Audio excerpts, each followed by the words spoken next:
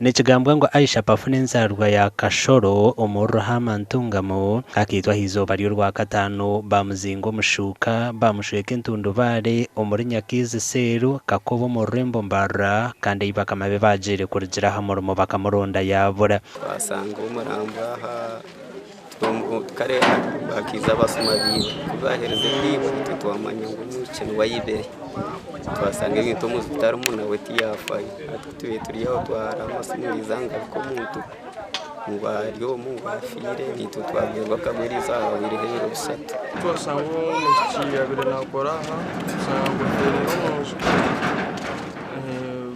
bashuma kweza bakamwita bakamuteka hero mu compound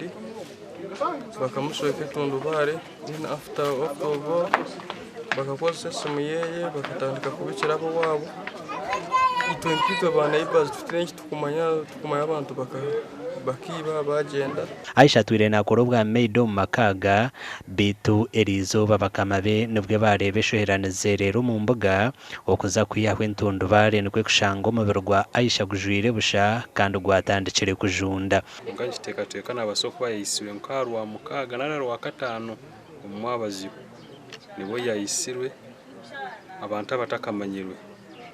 bamwita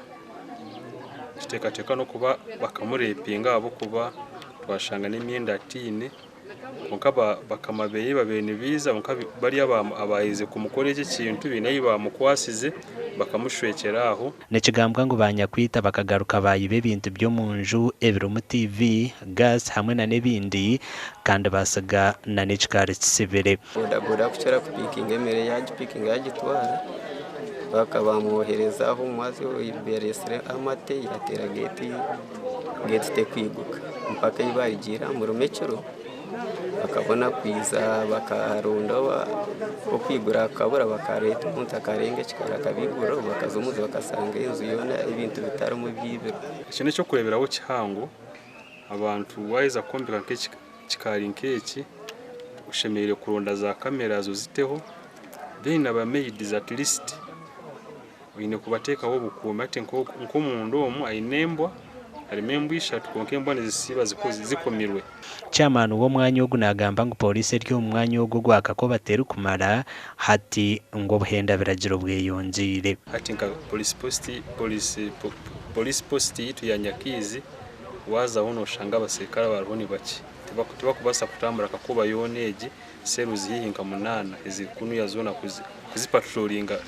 okuba noshangara abasirikare bashatu hamwe na osi wabo wakana polisi tabasa kugambira kamera zitu yahika mwanya ogu nukwe kwetorora makaga obwe barukoro kuchondoza